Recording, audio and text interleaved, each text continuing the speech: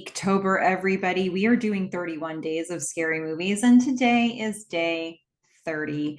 I am your host, Melissa Forziat. I'm a keynote speaker, and when I speak, my topic is something that I call Take the Doughnut, which is another way to say Carpe Diem. And it comes from this weird thing that happened in college where I left an actual donut on a table. And that became an object lesson in what it looks like to leave an opportunity behind. So I don't want to do that anymore. I want to take the donut. And from time to time, I'll issue myself a Take the Doughnut challenge. I'll say there's something I want to go after, and I'll hold myself accountable to it by calling it a Take the Doughnut challenge. And this time, I'm actually opening it up to anybody who wants to join. So we're doing 31 days of scary movies. Today is day 30. And what are we watching? We're watching Terrifier. I've been looking forward to this day for a while now. This is from 2016. It's the full-length movie from 2016. I'll make it clear why I'm saying that in just a moment. I put this one into the categories of creepy clown, of course, low-budget gore, I put it under. And, supernatural, probably.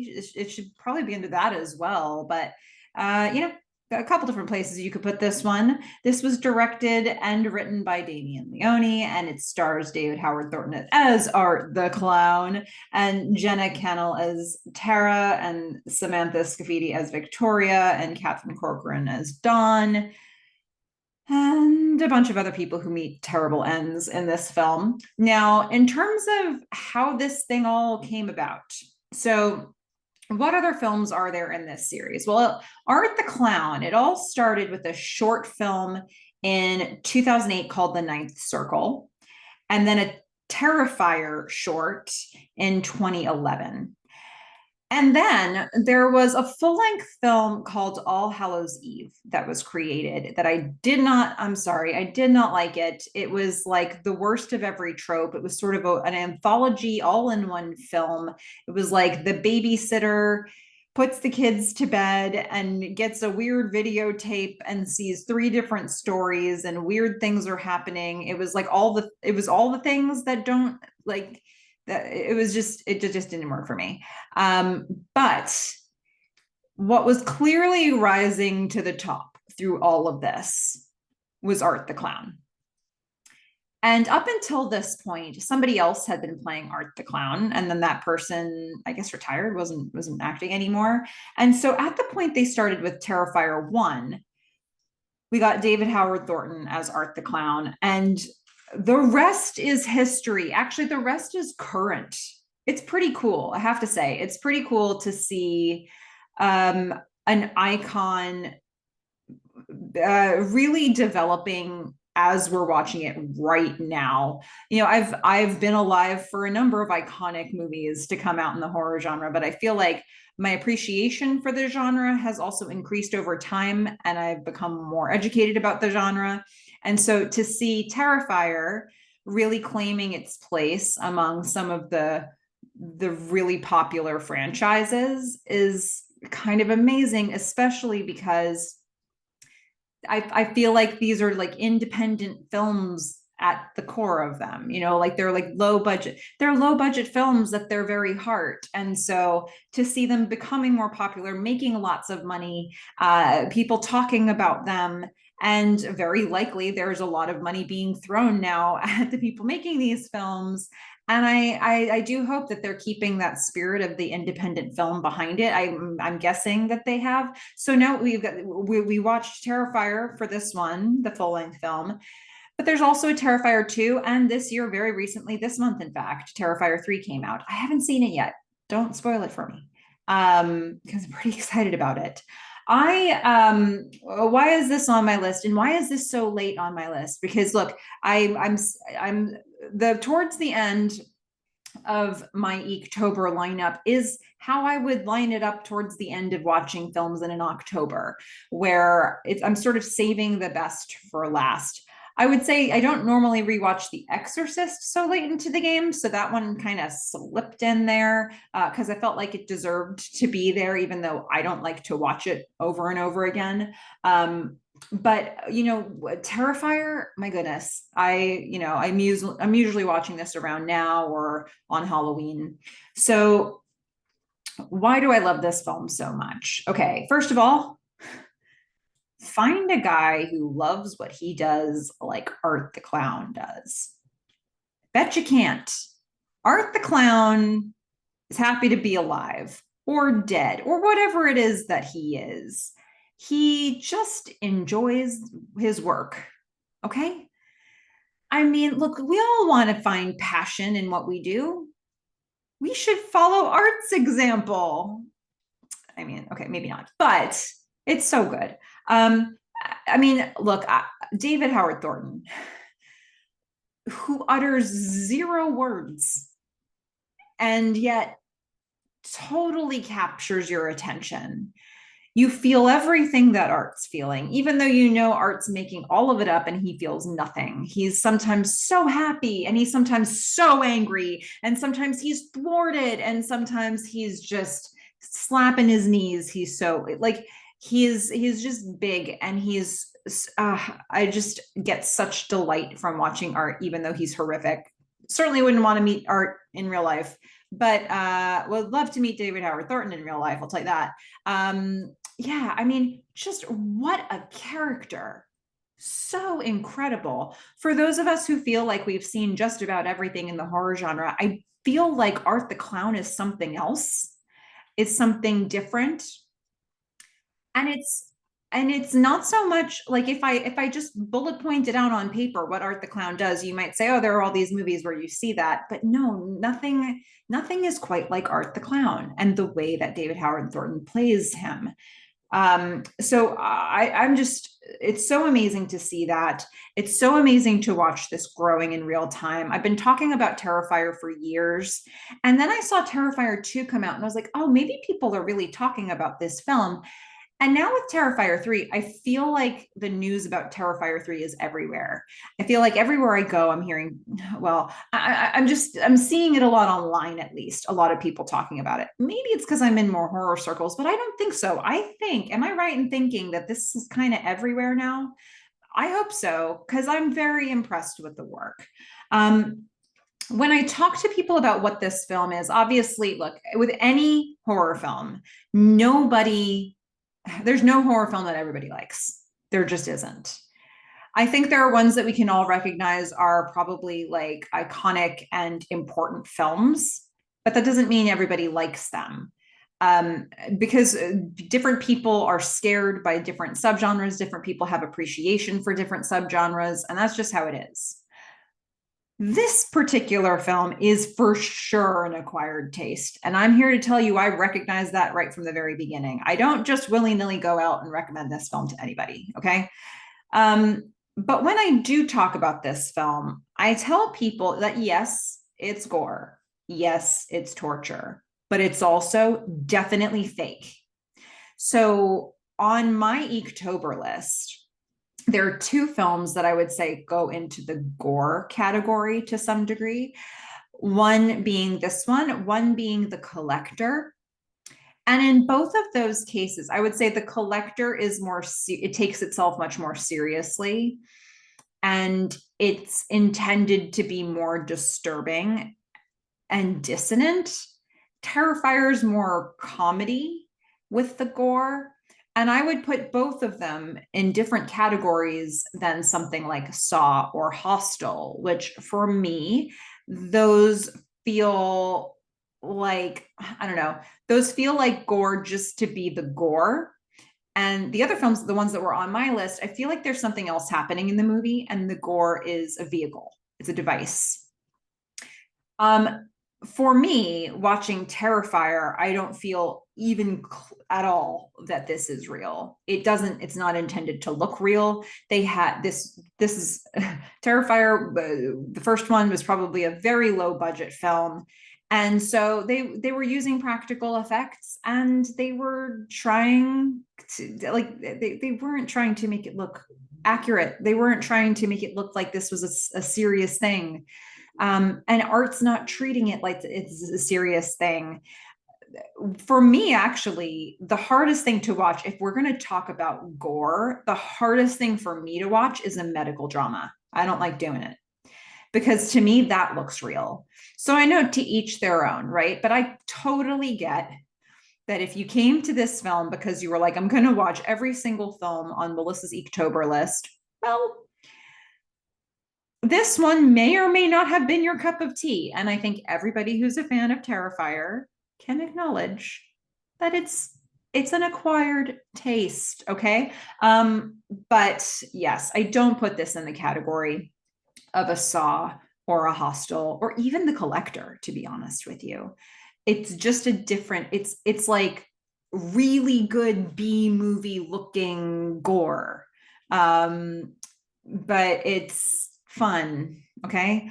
So the other thing that I wanted to mention is of the films on my EEKtober list. I'm just going to put this out there. Don't know if anybody's ever thought through in this particular way before some of these films, but if you got Terrifier and The Nightmare on Elm Street and you put them together and they had a baby, it would be Stitches. I'm saying it. Stitches from 2012. So if you haven't seen that one, that's a really good one to follow this up with.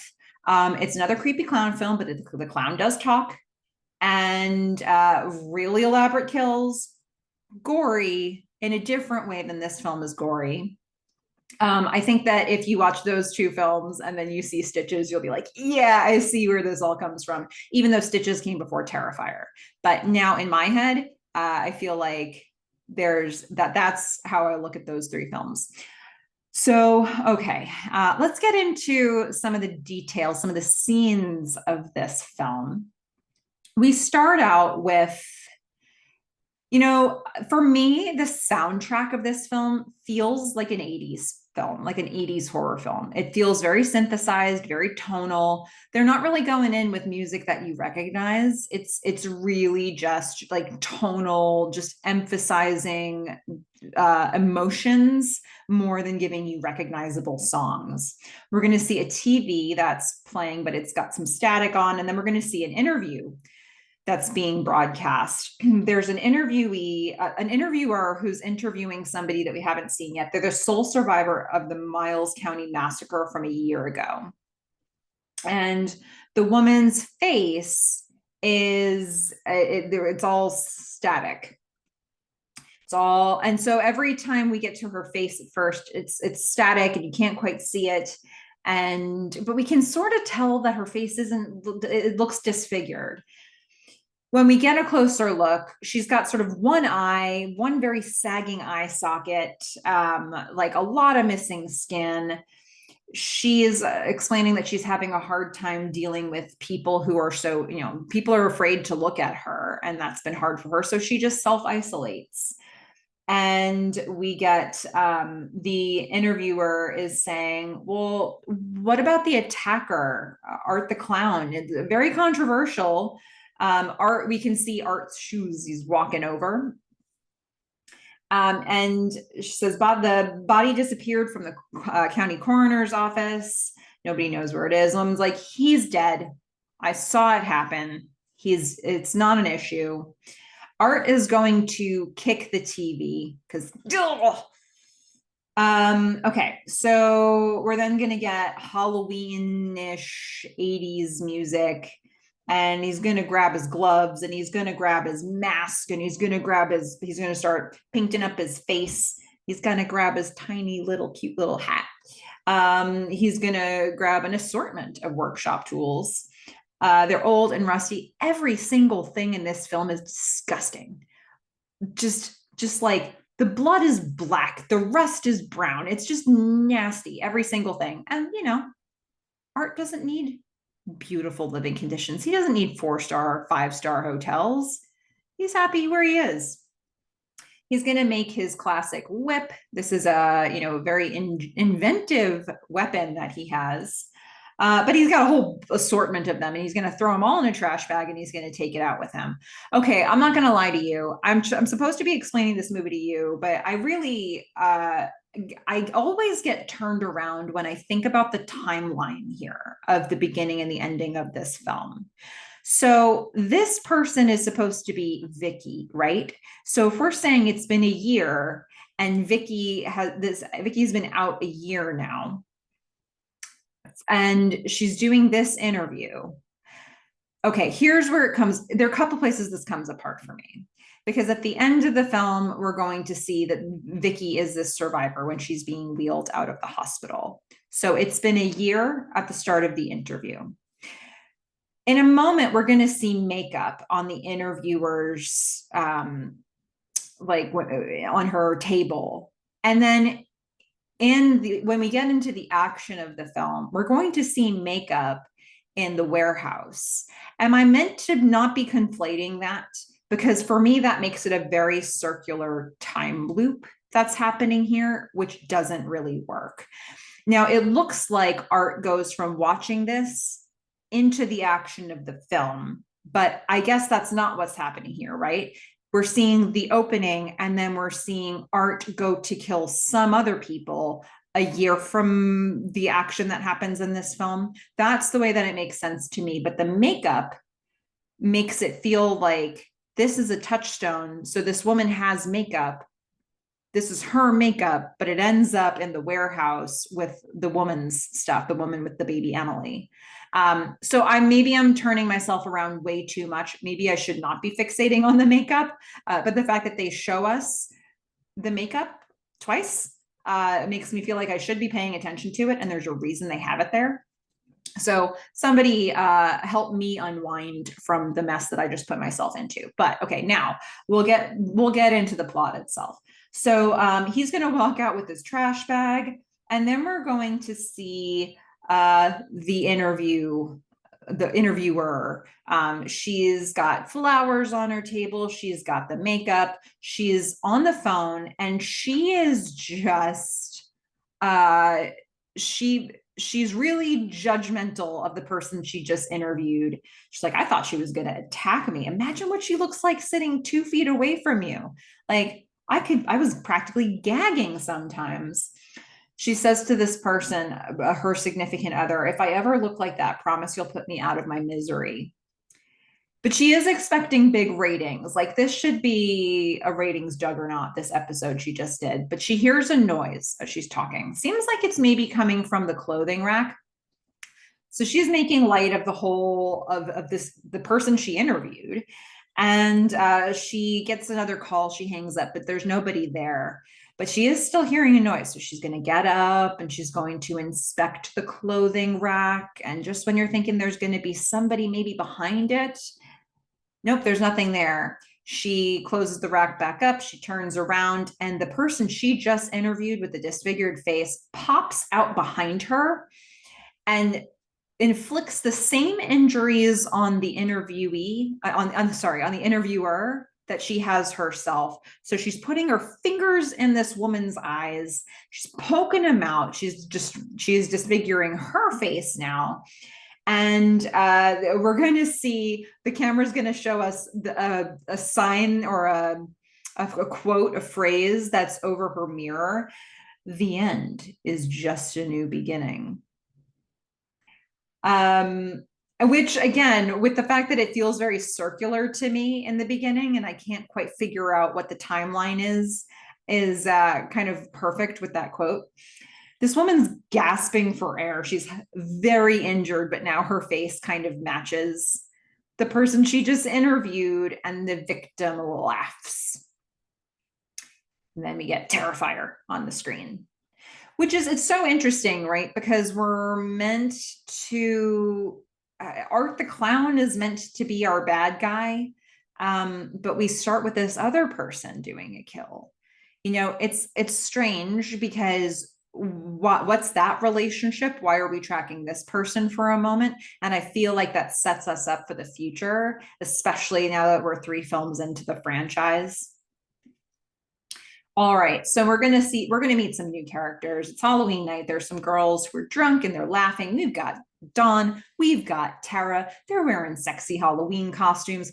Dawn is a sexy scarecrow from The Wizard of Oz. Tara is a sexy skeleton. And they are trying to figure out if either of them can drive. And the answer is no. Dawn is way too drunk, and Tara's kind of lit still. So they're sorting it all out. The Tara's realizing, yeah, I probably should get some food in my system before I try to drive.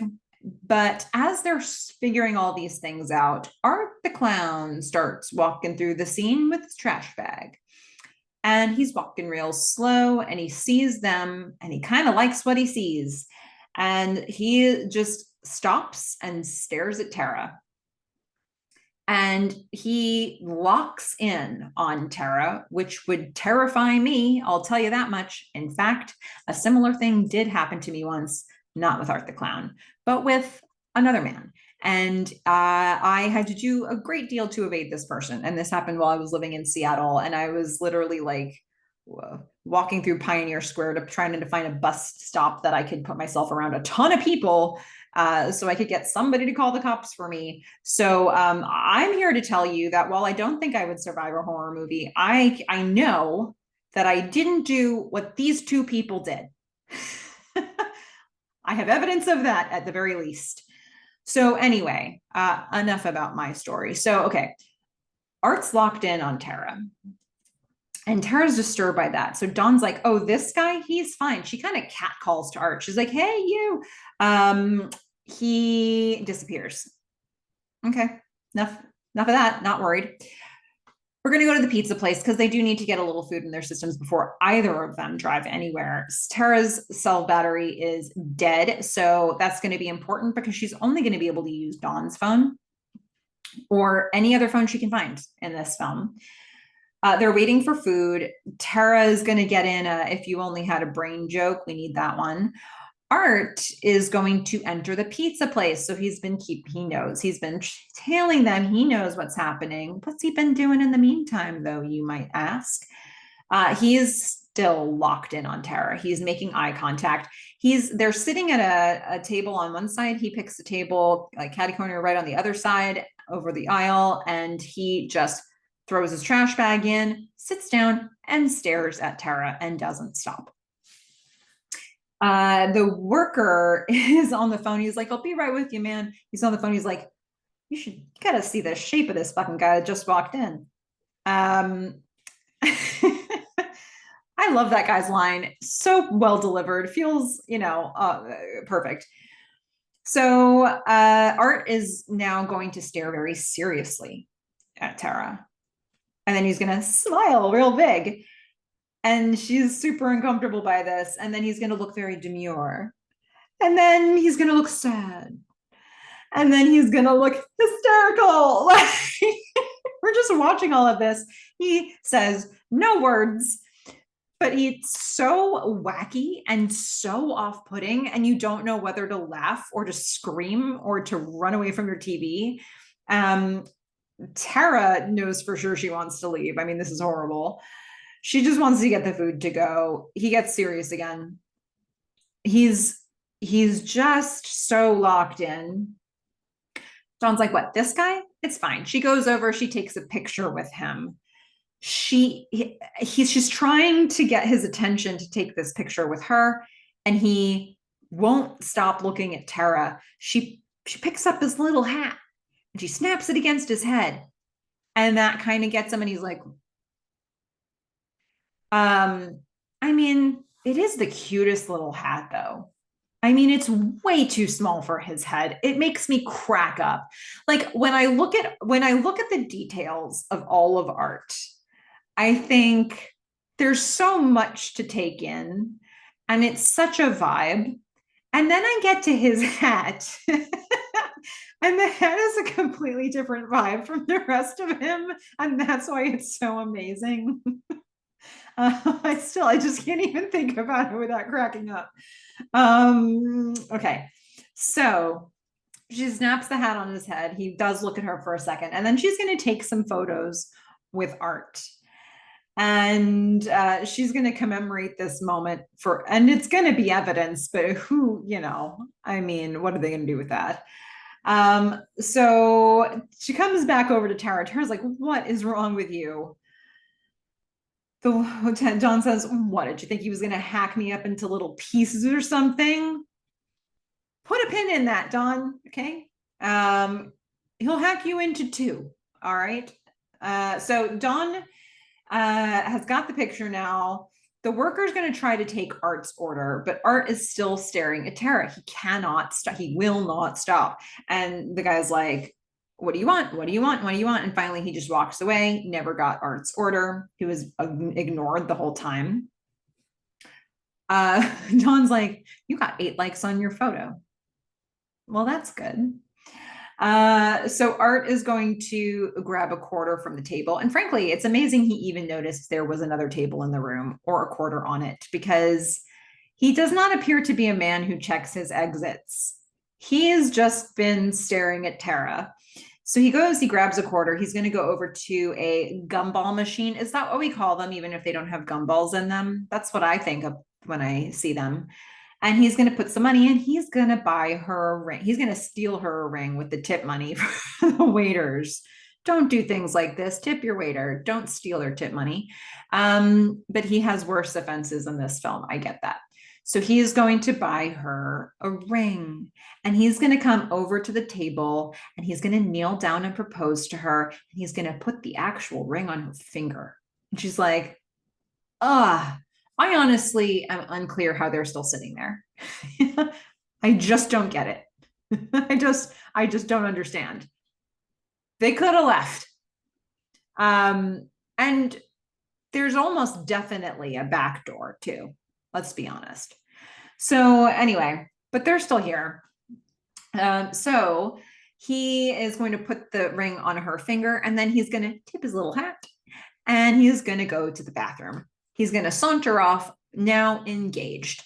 And the worker is going to come over, and he's going to bring the girls their pizza. He's going to take care of the clown. Okay. Are you guys okay? All right, fine. I'll take care of the clown. Tara is now staring at Art's garbage bag. What do you think is in there? She is just beginning to speculate about it. And soon after this, one of the workers, the guy who runs the place, he is so angry, he throws Art off of the premises. He takes him out of the bathroom, he throws him out the door. It's like, you freak. And then Art's outside, and he's like, and the worker's gonna grab his garbage bag, and he's gonna throw it out after Art. I gotta say, that garbage bag must be really heavy. And how, I don't know. I guess you can't call the cops for somebody having a garbage bag full of stuff that's really heavy, but there's just a couple too many things here. Like, how quick would you be to throw a bag of obviously like tools and loose weapons back to somebody who seems to be unhinged? So the guy who runs the place asks the other worker, Ramon, to grab a mop and some bleach. It's like, you clean it up. Art is outside the door. He's going to wave at Tara. He'll see her before too long. So after they've gotten their pizza, Dawn and Tara are going to walk back to the car. Dawn's like, what do you think he did in there anyway? Like, do you think like he seemed like he liked you? Maybe he was like really turned on. They're speculating, and Tara still has the ring on. Dawn's like, I mean, and maybe you still have a thing for him. Tara throws the ring off of her finger. Tara's like, okay, well, I can drive now, but unfortunately they get to the car and the tire's flat. And there's no spare, because that really tracks with how Dawn's been for this entire film so far. Tara is going to take Dawn's phone to call her sister. And then at the pizza place, Ramon, who was cleaning the bathroom, he's absolutely disgusted. He's cleaning. We actually see a little bit of what's been happening in the bathroom. And how did Art do this? How? There's like just poop like all over. Like, I don't even know. It's like supernatural excrement. Like, there was no end to how much there was of it. So this guy's disgusted, and he's trying to call to his boss or the manager, and he can't get that guy's attention. And there he is, just trying to clean the place up. Steve isn't answering. Victoria, Tara's sister, is now going to get a call from Tara. This is the call that Tara's going to make. She's going to phone a friend, and it's going to be her sister. She is studying. She has a test tomorrow. She has a midterm tomorrow. She has to be up in 5 hours. But Tara's like, can you please help? And then what seals the deal is that Victoria's roommate comes in and sexiles her, just like instantly hooking up with somebody. And Victoria's like, okay, I guess I'm going to pick you up. So the girls are waiting in the car, and Tara's getting pretty anxious because she's replaying all this having Art lock eyes with you must be unsettling enough to really explore the possibilities. She's like, well, what if the clown did this to your car? Dawn doesn't think so. She can't imagine that. It's fine. Tara's like, I should have just let you drive because this feels too, like, this is too much. So we go back to the pizza place. Ramon, the worker, comes out of the bathroom. I guess it's clean now, but it'll never be clean in his eyes ever again. And he comes out. He's trying to get Steve, the manager's, attention, but that's going to be impossible because Steve's disembodied head is on the counter, and his nose has been carved off, and he's been turned into a jack-o'-lantern, and there are flames coming out of his eyes. It's like the beginning of, or is the end of Halloween, like all over again. Every orifice is lit. Art is still there. He has a knife, a butcher knife, and he is just gonna cut off Ramon's hand. This guy is having such a bad day. I mean, man. Then Art is going to stab the knife into his cheek upwards enough so it's in his brain. And he's like, ugh, and that's definitely going to be the end of that worker. So Tara is on the phone, and then she's speculating. Now she's talking to Dawn. She's like, what if he's watching us now? I mean, you're not wrong to be thinking these things, Tara. Dawn says, oh, he's harmless. He's fine. Meanwhile, Art is currently massacring Ramon, stabbing him in his eyes. Tara's like, but he was different. He had that smile, and the way he stared at us with those dead eyes. This feels like a good assessment because this film, I don't know. I think like the way Art is so resilient to injuries to him is bizarre. But until the very end of this film, I don't think you track just how supernatural he is. In the there was All Hallows Eve, where he was one of the vignettes that they showed. It was a little clearer that there was something, like he was able to travel really long distances very quickly, like in an impossible amount of time in that film. And I sort of took that information with me into this one. So I guess this film, by the end of it, you're like, okay, yeah, this can't be a real human. But at what point do you start to question that? Because some of the injuries, he should be in more pain, but he definitely shouldn't have survived the gunshot through his skull.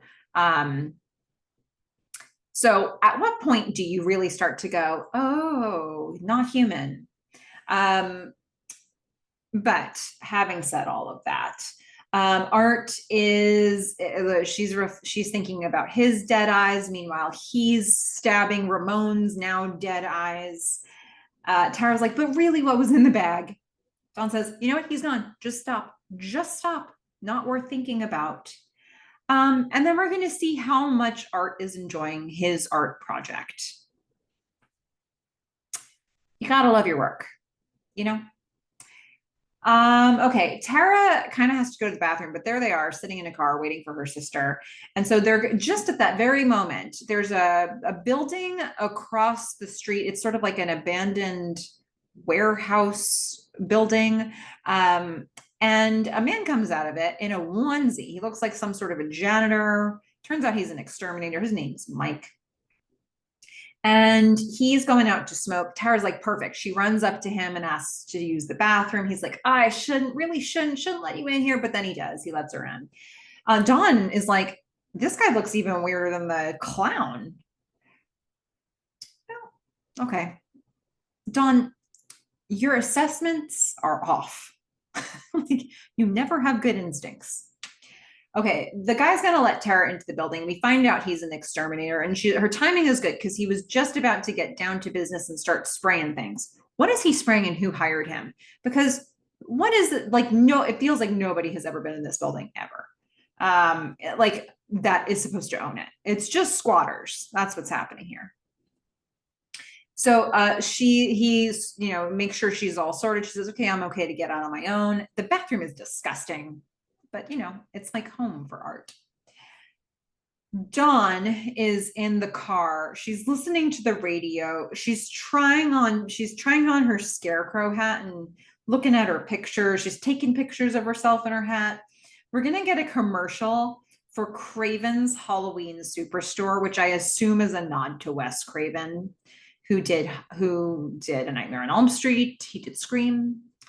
But A Nightmare on Elm Street is probably what they're referencing here. And then she hears breaking news about a double homicide at Deer Hills Pizzeria, where they were just eating their pizza. And the police are looking for a clown of the exact description of the guy she just took a picture with. So she's going to scroll back through her phone. She's going to find the picture of Art. Police are driving past.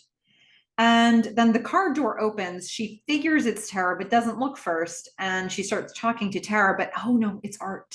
Art has just gotten into the car and he's got blood all over his face, and she screams. Dawn doesn't feel like a person who was going to survive this film, right? Okay, the exterminator is now listening to music. He's getting ready to do his work. And Tara walks out of the bathroom. She hears, it sounds like a baby cat, maybe a cat or maybe a baby or both. She's walking through this space. She's in this warehouse, like storage room with a ton of tires in it. What an incredibly creepy set they found here. They just found a way to make this place look absolutely atrocious and disgusting and dirty and dark, dismal, all of those words. There's a shopping cart in here. There's a growling cat in here. We're going to see a woman behind Tara now, like we get a little jump scare. This woman is holding a baby. But is it a baby? No, it is not a baby. The woman's like, oh, you must be the new tenant. It's nice to meet you. You'll like it here. Let me introduce you to Emily, my daughter. And then she turns Emily around, and Emily is a doll. Tara's like, okay. So she's being very polite. She figures it's better. Can you catch more flies with honey, sort of thing. The woman's like, we can do our laundry together sometime. Tara's like, good idea. You know what? I just remembered I need to go pay my rent. It's overdue. Gotta go find the landlord. Catch you later. The woman says, punctuality is the thief of time, dear. That line, even though I shouldn't be equating this character to Freddy Krueger, that line feels like a thing that Freddy Krueger would say.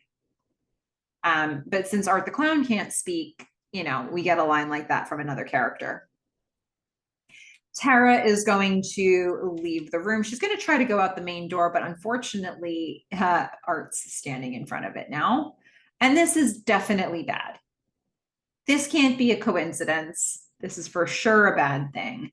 He's doing this. He's got bloody fingers, a bloody face, and a bloody weapon in his hand. But he looks happy, maybe a little surprised to see Tara. And he's so still. He's so creepily still. And she's like waiting for whatever's going to happen next. And then he sort of lunges just a little bit, but it's enough that she is going to just run. And she's going to fall down like exactly 3 stairs to get to the split level below. And she's going to run through this fence area, and then she's going to hide behind a bunch of cars that are parked in there. It's like a garage in the warehouse. And we're going to watch as Art the Clown's shoes come in, and he's walking down the stairs with his big clown shoes. And then he's looking through the cars for her. He's sniffing, and he looks kind of suddenly in her direction, but not because he saw her, just because he's messing with her. I don't know, wherever she is, she probably saw that. I noticed that he sniffs a couple times in this film, which kind of reminds me of Jeepers Creepers a little bit. I know I'm not supposed to be equating those two films. Very different things happening there. But the creeper sniffed people to smell their fear and to see if there was something in it he liked. And maybe Maybe Art has a similar thing going on. I don't know. Tara's going to get down. She's going to look under her car. She wants to watch the big clown shoes and make sure she knows where they're going. And Art's still looking for her. He starts scratching a scalpel. I think he's holding a scalpel. He's scratching it across a car window that he's at. And we watch his big shoes walk away. Tara's going to walk towards the front of the car and she's looking around for him, but he has come up behind her and she doesn't know that. We get a very slow build and then we hear her scream. And we see that Art the Clown has army crawled to her. He's behind her and he's currently sawing at her calf with a scalpel. And we hear the sound of her screaming and the sound of him slicing into her flesh. She's going to slap him. Bad Art. She's in a lot of pain, but right now he's going to get on top of her. He's trying to choke her. He's going to try to put pressure on her eyes. We've seen way too many people do this move at this point. This is a favorite injury to inflict in this film. And he's like basically almost joyful while he's doing this. And then she's going to grab the scalpel that he dropped so he could do this, putting the pressure thing on her eyes. She grabs his scalpel and she gets him right like behind, like basically in the back of the shoulder blade or just closer to under his arm. And he recoils and she's going to limp to the garage door. And then she's going to hide behind, I don't know, it looks like a big, like a cabinet or a drawer or bureau. And Art the Clown's looking for her and he's kind of smiling. It wouldn't be all that hard to spot her if he just looked around, but he's like purposely not looking in her direction. He gets in view of her and she's going to grab a little piece of hardware and she's going to throw it across the room. And he's going to walk towards the sound that just got made. And she has a moment to breathe, just a moment. And so she's going to kind of like mourn her fallen calf muscle. Meanwhile, we're going to see Victoria's driving to get to this destination, and she's going to hear some news about Art the Clown. Doesn't know how relevant it is for her just yet. And Tara, who's been hiding, she tentatively comes out from her hiding spot and finds that the front door that she was meant to go out, the one that she came in, that's chained up now. That's definitely Art the Clown's doing. She can't open it because when you see it chained, you want to make as much noise to rattle it as possible, just in case the person doesn't know where you are so they can report directly to you. She's going to limp upstairs now. Can't get out the front door. Might as well try some other strategy. She's going to find a phone in, I guess, sort of an office area. It doesn't work, of course. Then she's going to see the exterminator, and he's got his headphones in. He is getting down to business. He's working, and she's shouting to him. She's screaming to him from the doorway. Because, I don't know, maybe she thinks she doesn't want to get, look, just go up to the exterminator, okay? Why are we hanging back? So she's screaming to him. And then we're going to get this jump scare where Art just pops up behind her and takes her out of the doorway. And the exterminator turns around and sees nobody there because he knew that was going to happen. Art is going to inject her with something, or he just sticks a needle in her neck and she faints. Can't decide which, but she wakes up and before she wakes up, when he injects her or when he sticks a needle into her neck, he's going to basically make fun of her screaming. And he's just like, I mean, he's just, this guy loves what he does. And you know what? If he needs to heckle one of his victims, that's how it's going to be. Tara wakes up. She's got duct tape on her mouth. She's taped to a chair. And she's sitting in front of, who knows what this is, something's like hanging from the ceiling maybe, but there's a big sheet over it. It's covered. It's just this very tall something wrapped in a sheet. And then she sees that Art is kneeling right next to her. He's going through his bag looking for just the right tool for the situation. He wants just the right tool for his fiancée, Tara. And he's picking up tools one at a time. Should I kill her with this one? Should I kill her with this one? He's going to take one of them. He's going to pretend to hit her with it a few times just to mess with her, just for fun. And then he's going to get a saw. and she is screaming. A nice little handsaw there. And he's gonna pull her head back and expose her neck, and then he's gonna make like he's gonna go to saw that, and then he decides against it. And he is instead going to go to this thing in front of her, this sheet. And he pulls the sheet down with a flourish, and we find Dawn, her friend, who had absolutely no self-preservation instinct whatsoever in this film. That's Dawn. Dawn is hanging from the ceiling. Each ankle is strapped to the hanging from the ceiling, and she is almost completely naked, but she's got underwear. That's it. Specifically just panties. That's it. And she's screaming, she's shaking, and Tara's like, oh my God. And so she's screaming, and we are going to see Art is going to pull off her underwear with a flourish, and then he's going to begin sawing her body in half. Now, this is a magic trick that you may have seen at a circus or a magic show, but he's doing this for real. And my friends, this is the type of scene, like when people hate this film, they're like, I mean, sawing a woman in half. Yeah. And it's definitely not real. Like, it's definitely not real. Is it violence against a woman? It is violence against a woman. And there are quite a few men, maybe as many men as women, who meet terrible ends in this film. Okay, so let's just be clear about that. This is gruesome. And I would say, look, I haven't seen Terrifier 3 yet, but in 1 and 2, there are these real set piece kills. I'm using set piece in the wrong way there, but there are these really big, like monumental moments of kills. Though there are a lot of kills in both of those films, but there's like a particular kill in each one where you're like, this is the thing that everything else revolved around when they were planning the movie. And so Dawn's kill for sure is that in this film. It's the big one. It's the water cooler conversation one. And, you know, there's no way that this little saw and this guy can cut this woman in half the way that he's doing. But he's being so like, it's kind of going through fairly easily in the beginning. And then he gets to certain parts of her body and it's a little tougher. You know, he gets to her sternum, it's a little tricky. And then he gets to her head and he really has to put some muscle into it. This is just, it's not real, okay? The blood is the reddest blood. Like in a lot of cases, there's this really brown, almost black blood that we'll see. And Dawn's blood is like bright red. So, yeah, I mean, it's a big, very inventive, wild kill. And it tells you what this film is straight away. And he's just like, sometimes it's hard, sometimes it's funny. So like, he's just being Art.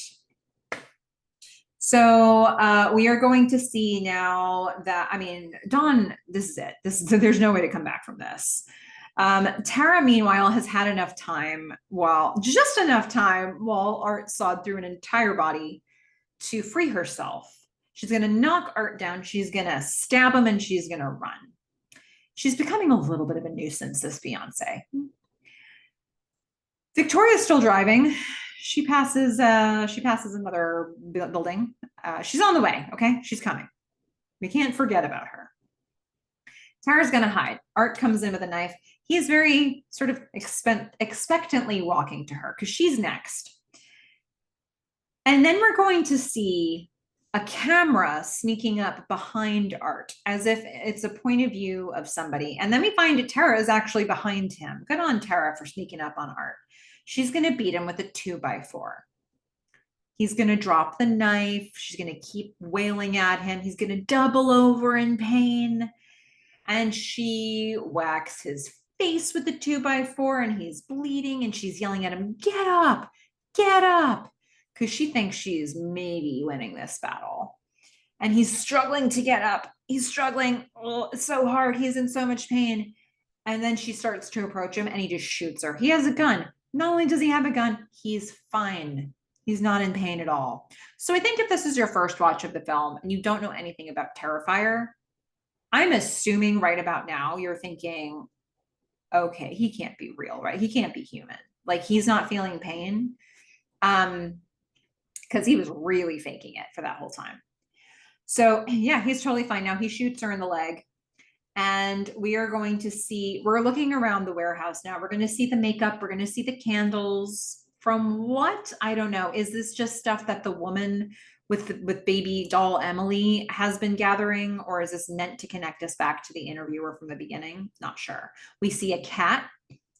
And then we're going to see that woman rocking her baby in a stroller as she hears Tara screaming. She's like, it's okay. It's only the wind. It can't hurt you. She's calming down her child. Tara, meanwhile, is crawling away, and Art just shoots her in the side.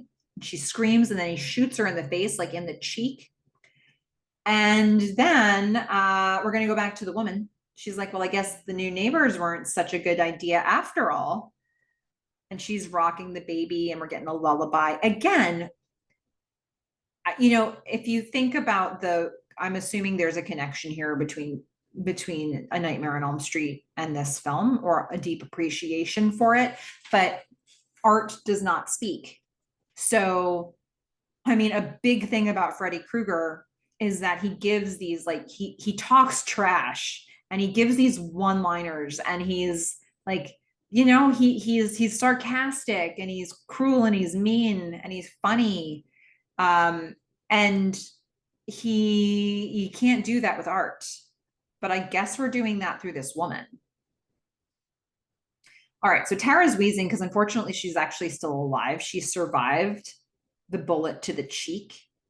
And the thing is, there aren't any more bullets in the gun. So Art's pissed. Art's like, what the? He's like shaking the gun. He's just checking the gun. He's so annoyed. Come on, man. Like, there wasn't even one more bullet in here. So he's going to walk away in a huff. Okay, so now we are going to get sort of alternating scenes between Victoria and Art. Victoria has finally arrived at the building where all this stuff is happening. And she's going to see Dawn's car.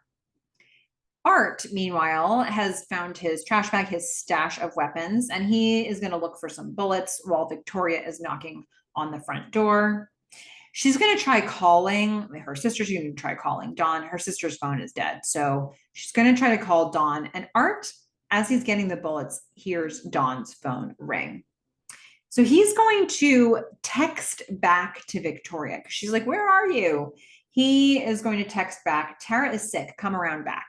Oh, it's not either Tara or Dawn.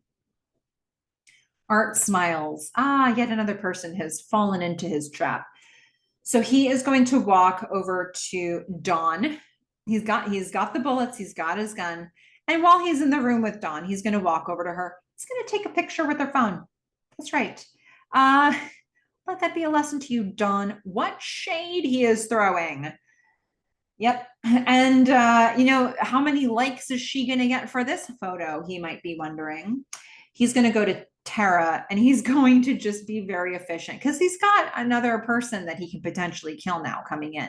So he's just going to do a kill shot to the head. And then a bunch more kill shots. It's so unnecessary. My goodness. She's oozing blood. We see his smoking gun, and then in focus behind him, we're going to get the woman. The one with the baby Emily, she comes into focus. She's just afraid, and he waves at her, and she's just going to run because she went to check what all this ruckus was and kind of wishes that she hadn't. Now we're going to see the exterminator. He is going to turn, and he's going to get a little jump scare. That woman is now behind him. She's like, there's a dead woman in your basement. He's killing them one by one. And she's freaking him out. He's like, I'll call the cops. She's like, yes, call the cops. The guy with the white face and the little black hat. He's going to kill me. And then you help me. And he pushes her away and he runs. And then the woman's like, oh my God, my daughter. Like Emily. And she's going to run to go find her child. The exterminator goes downstairs And he hears Victoria is now calling. He doesn't know who's in the building now, but is another person in here calling to him? What is happening in here? So he's in the stairwell. He's gonna turn his back. He's just gonna make a call. He needs some help. He might actually be calling his coworker who's supposed to be on the way. And he makes this call, and Art's coming up the stairs behind him, taps him on the shoulder, and smashes him in the face with a hammer.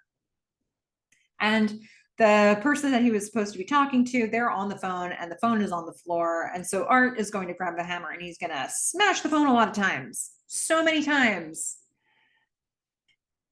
Victoria, she's in the building. She's found a way in. She's walking through the dark warehouse space, the space that has all the tires lined up against the wall. She's calling for Tara or Dawn, anybody really. Then we're going to see that the woman can't find Emily. Her daughter used to be in the stroller, and now she is not. Vicky's calling for her sister. The woman's looking for Emily. She's like, Emily, mommy's here. Vicky is knocking on the door for the Sales and Art Depot. Don't go to the Art Depot. You don't want to go to the Art Depot. Not in this movie, anyway. We're going to get the woman. She finally finds Emily. Unfortunately, she's in the arms of Art.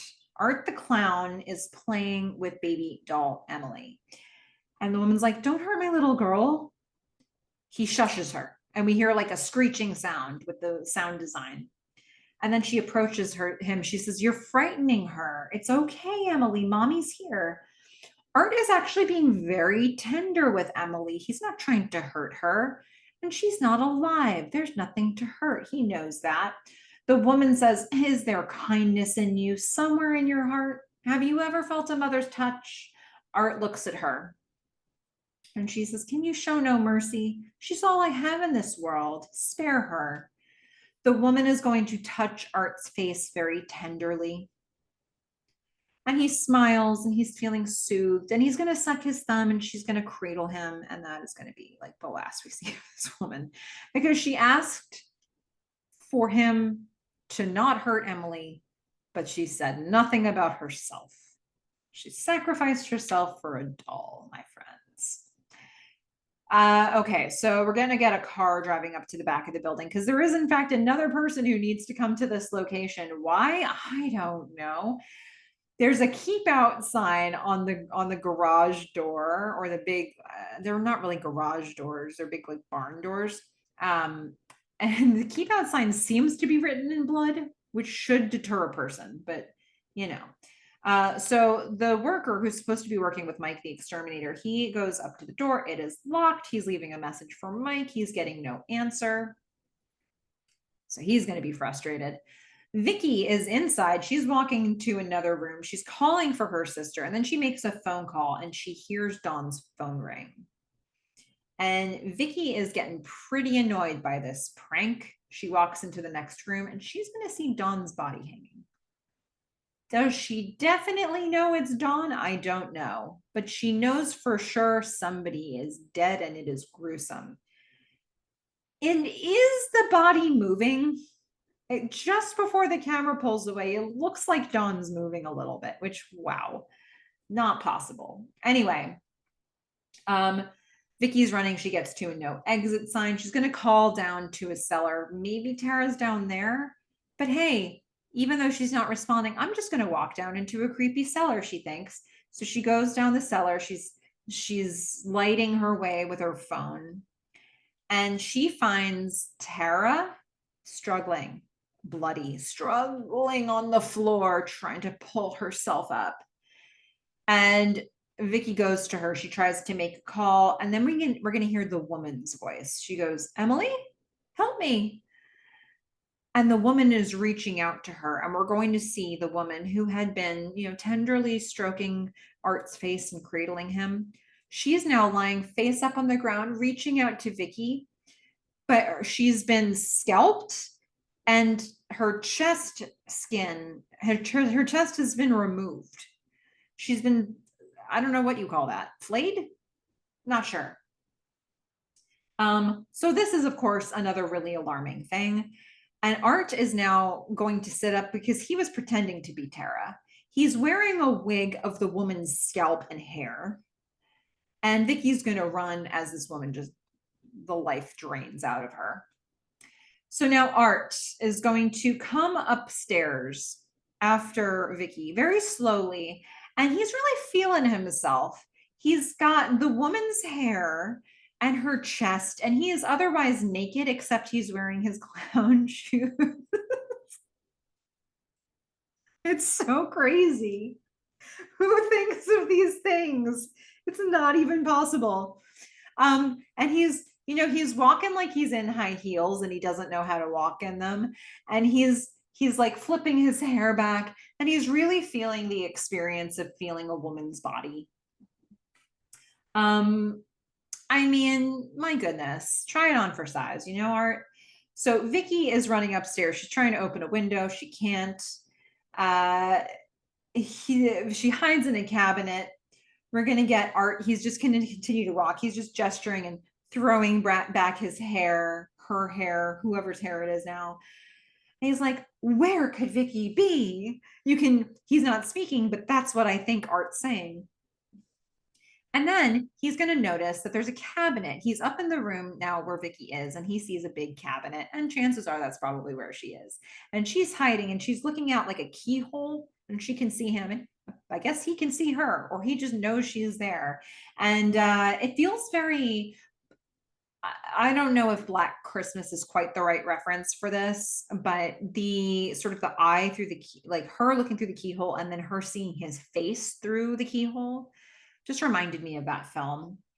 And then Art walks away, and then he didn't really walk away. He just got closer. So now he's going to walk in front of the cabinet and he's shaking it and she's screaming. But then he disappears because he's distracted by the sound of a horn outside, because we need another person to arrive on the scene. For some ungodly reason, lots of people wanted to be in this building tonight. So there's a horn outside. Mike's coworker is calling for him. And Art goes to figure out what's happening.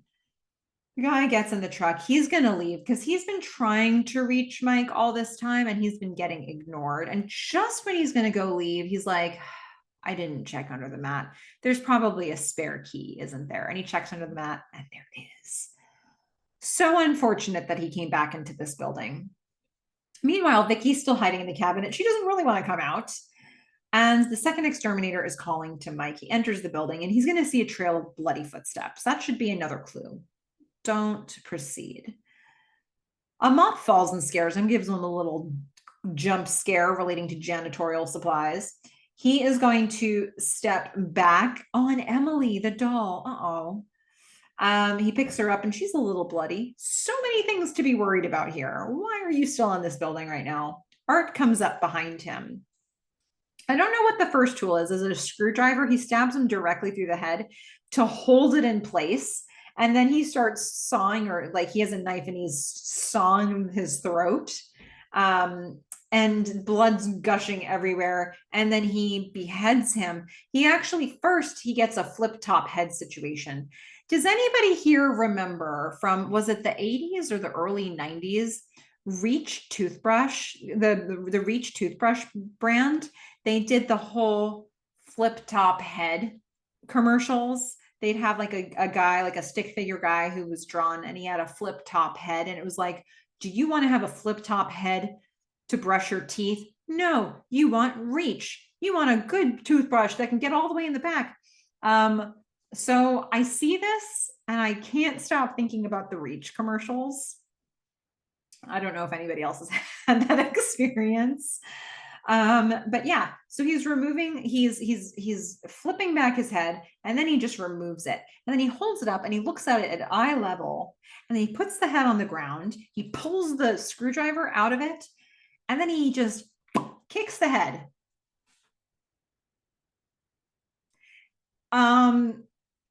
It's wild, the kills that they came up with here. If you like these, definitely check out Stitches, because my goodness. All right.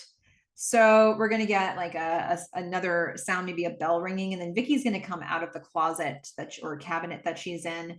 She's going to find just a trail of like flesh and then a scalp on the ground. It's not good. And then we're going to get Art riding a tricycle in circles, because he's going to try to the shining this up right now. And he crashes his trike, but that's fine. He's fine. And then he's, dinging his bell. He's wherever he found this, it's good. It was probably in the woman's stash. Vicky's hiding behind a car. She sees Art on the tricycle again. And then she sees Art not on the tricycle. The tricycle is just fallen and the wheels are spinning. He's not there, but she thinks it's safe enough to come out for some reason. So she's going to walk over to the next room. She's going to see rats hanging around a gasoline can. And just when you're seeing that with the word gasoline on it, you might be thinking, oh, this place is going to go up in flames today. And it's not. It's in this case, it's not Schrodinger's gasoline can. It's just a gasoline can. So she is going to find a little doorway, or is it a fireplace? It's this weird arched area in like the bricks. It looks like it should be a fireplace, but that makes no sense for where she is. Art comes up behind her and he pulls a plastic bag over her head, or a plastic over her face, maybe not over her entire head. And she is struggling against it. And, every time they do this in films or shows, I always think, why doesn't the person just poke a hole and then like tear it open? And this was the first time that I saw somebody actually do that. It's not the only time now, but it was the first time I had seen somebody do that. It's like, why is that? Like, people are trying to get the thing off. Of course, they're not going to let you pull it off, but what they're like, just poke through it. It's just, looks like a relatively thin plastic bag. I don't know. Okay, so she tears holes in it and she breaks through, and he's free, and he's confused because he also has never seen somebody do this trick before. He's like, that was supposed to work. That was supposed to smother you. You were supposed to suffocate with the bag over your head. So he's looking at the bag. He's like, how could she not be in it anymore, being suffocated? And as he's pissed about this, she's going to grab a rusty, I don't know, is it a really long nail? And she's going to jam it into his clown shoe foot. And he's going to give a silent scream. And then he flips her off. He probably isn't really in pain, but she is such a nuisance. And now she's trying to climb up something. I don't know what she's trying to climb up. There might be like a door up there that is not open. It's locked. Can't get up that. Exterminator 1, Mike, is actually alive still after whatever happened to him. And he's like crawling in the stairwell. And he's hearing Vicky scream and he wants to try to help her. And then we're going to see what made Vicky scream. She has found Tara. She is perched on a chair. Her face is horribly disfigured, which is a harbinger of things to come for Vicky. And she's got a sign on her that says circus, because Art doesn't speak, but he can write. And she's wrapped in Christmas lights. And Vicky goes to her and she cries. She's like, wake up. No way. Nah. Nope. Save yourself. What is this instinct that you have right now to like mourn your sister? Get out of there. Art comes up behind her and he's got a very clever weapon. Eerie and disturbing and gross. It's as many sharp objects as he could find attached to a whip. So every time he strikes her with it, she just gets a bunch of cuts, like deep cuts. And he's going to whip her with it a bunch of times. It is a fascinating weapon. I don't know why I haven't seen something like this before. I don't know if there is a weapon like this in some other film that I've missed. But clever. All right, the exterminator is going to knock him out from behind, and he's going to pick up Vicky. He's going to try to take her out. He gets her to another room. There's a phone on the other side of it. He's like, I'm going to go call the police. She's like, don't leave. He's like, no, I'm just going over there, just to the other side of the room to make a call. The phone works and he calls 911. Feels like a real oversight for Art. I guess this wasn't home territory. He didn't know about this phone. So this guy's going to report a murder. They're at a warehouse on Steuben Street. Not sure if that's a reference to something. Vicky is in total shock listening to this. And the exterminator, he's explaining Art. He's like, he's armed. He's a maniac. The police are like, stay there. He's like, absolutely not. no, hard pass. I'm taking this girl to the emergency room. He knows that his coworker's truck is still out front. He's going to walk her out to get to the truck. They get to the hallway though, and the exterior door is chained up. So now he's looking for something to try to break that chain, break the lock on the door. And Art's going to come out because, of course. And he is going to knock out the exterminator. Is that with the gasoline can? Is that what he has in his hand? And then he's going to stomp on his face multiple times with his big shoe until he smashes his face with his big shoe. It is a big shoe death. Okay. Yeah, and Art sees this and he cracks up. He can't. He's just so in love with his work. Vicky, meanwhile, is taking this opportunity to try to break the lock, which she does as Art is very slowly walking to her with his big shoes. And he grabs her and he chokes her, and then she stabs his eye, and she escapes. And she's going to run. She's going to try one door that gets her back into the building, so I don't know why she would do that. Then she runs to the door that says "Keep Out," probably written in blood. She can get in through that. It is chained, but she can open it enough to slide her body in. And for whatever reason, she stays real close to the door once she gets in. And so Art is going to grab her because she isn't far enough away from the door. So he should grab her. Let that be a lesson to you, Vicky. But she breaks free by letting him pull a bunch of hair out of her head. And then one of my favorite moments of this film, he reaches in through the door with the horn from the tricycle, and he just starts honking it at her over and over, just so until it drives you crazy. And he's just honking this horn at her. I don't know why I love that so much, but I just really enjoy it at this point in the film. And so she's going to grab like a stick or something to beat him, and he disappears, which is never good. She is going to limp back a little bit away from the door, and she hears the sound of police sirens, which is great news. She just has to stay alive a little longer. She limps back to the door, and she notices that the truck, the worker's truck that he left, yeah, that's been turned on, and it's now driving really fast into the garage that she is hiding in. And there's very loud jazz music playing in the truck. Art has crashed through the door and into Vicky and knocked her down and knocked her unconscious. And he just takes a second to enjoy the jazz music, really. He's just giving it one of these. Vicky is bleeding. She's been hit by this truck, and the police are coming, but I don't know if it's going to happen in time. Art goes over to her. He sniffs her. He tastes her blood, and then he's just going to start eating pieces of her face, which we don't really see, but we see his back, and we see that he's hunched over her, and we hear the sound of chewing. And the police are going to find him in this position, and they're going to try to put him under arrest. And they're like, "Put your hands up, put your hands up." And he's a little annoyed that they've interrupted him right when he was ready to feast. And he puts one hand up, and they're like, "Put your other hand up." He's not doing it, and he's grabbing for something, looks like an ankle holster sort of gun situation. He grabs the gun with his other hand, and he doesn't try to shoot them. He shoots himself in the mouth through his skull. The police are going to go ahead and call this one in. And they find, one of them comes over and finds out Vicky is still actually alive somehow after all of this. Fade to the morgue, to the coroner's office. Bodies are being wheeled in one after another, and there are more to come. This is going to be a long Halloween night for this guy. And the murderer is in there as well in a body bag. He's very intrigued by that. There are a couple people who brought the bodies to him. They drove him in, and they're bringing the bodies into the office, and then they're going to leave them with the coroner. And the coroner's like, Halloween never disappoints.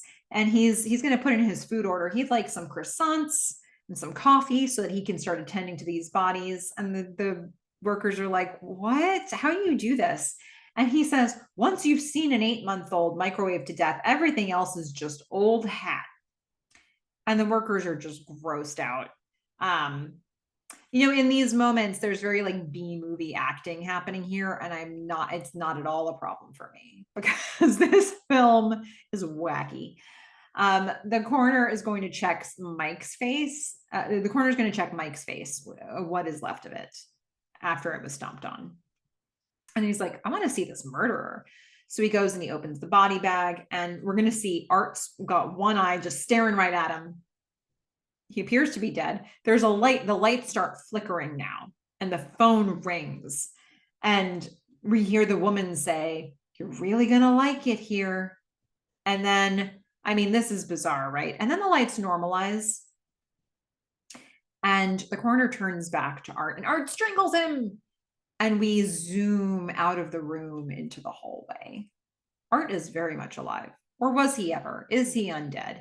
At this point in the film, you should be asking those questions. I would say earlier in the film, you should also be asking those questions. For sure, at the point, I don't know, when he's getting beaten down and then he pulls out a gun and he shoots Tara. Like, I think that's a moment that you might be thinking that, but I don't know. When did you start wondering what was up with Art? Maybe from the very beginning when you first met him. Maybe when you saw his little hat and his smiling face. Okay, so we're going to go to the emergency room. We're going to get a coda to this. Vicky is being released. We don't know it's Vicky yet. We see somebody with long black hair being wheeled out, escorted by parents and a nurse. The nurse is saying, "Oh, we're all going to miss her. She's been so cooperative. Just stay positive." And the parents are going to take her home. And the nurse says, "Good luck with your interview tomorrow." So this is probably going to be Vicky that we're going to learn at this point. My goodness, what a film. What a masterpiece. It's like, it's not so bad it's good. It's so great it's good. But it's trying to be a low budget, wonderful indie film. And I think it reaches higher than that. And I think when I really consider how many years, like, what was it? Did I say 2008 for that original short film with Art the Clown? 2008 was the Ninth Circle. To go 2008 and then a short for Terrifier in 2011 and then a full length film with that was more anthology for All Hallows Eve in 2013, and to get then to Terrifier 1 here in 2016, that was a full 8 years of sitting with this character. And I'm sure Damien Leone was sitting with a lot of characters, and this one really rose to the top and seems to be appealing to a wider audience. And I'm just very excited for what's being built right in front of our eyes. And I'm looking forward to seeing Terrifier 3 for that matter, because who knows what's already out there that I've missed. So just, I mean, there aren't a whole lot of other films on my EEKtober list that are quite like this. But again, if you liked it, Nightmare on Elm Street, Stitches, those are some ones that you should also check out. And I mean, it's just amazing to see David Howard Thornton doing his thing. What an incredible Art the Clown. Communicates so much with 0 words. Because we've seen stalker films, we've seen Michael Myers and Halloween say no words. And he's creepy for different reasons, but there's nothing to it, like there's nothing going on there. And I suppose that's why it's creepy, right? Art the Clown goes the other way. So that's what I thought about Terrifier. What did you think about Terrifier? I would love to know. And I would especially love your help rating how scary this film is, because my scary meter is busted. I have watched so many horror movies that I am desensitized to them. So I have no idea how scary they are, but I sometimes make recommendations to people, and I don't know how to do that if people are feeling unsettled by certain things. So please pull out your scary meters and rate this film from 1 to 10 in terms of how scary you think it is. 1 being not scary at all, 10 being so scary, and anywhere in between. And let's see where this one lands. And this one in particular, I don't know what to do with. I don't know where to put it myself, because it's a horror, it's a comedy, but it's very gory, but it's fake gore, but it's like, there's so many elements at play here, and I don't know where to put it. So you tell me. Next time, it's going to be day 31, and we have our second and final double feature coming up. That's right, folks. We're going to start with the film Ready or Not from 2019. That is a horror comedy. And I'm putting that one into my not too scary category. I think that's doable. I think that's doable for a wider audience. Okay, try it, see what you think. And my favorite horror film, Hush, which is from 2016. It's a home invasion film. It's a Mike Flanagan film. I would say those two are the ones that I end every October, every Halloween with. So, I'll go Ready or Not and then Hush same day. And you're going to get to have that experience with me. Very different films, but sort of different films, but I enjoy them very much. And that is what we've got coming up. So I hope you'll join me for those films. Happy EEKtober, everybody. Get spooky, get donuts. Bye.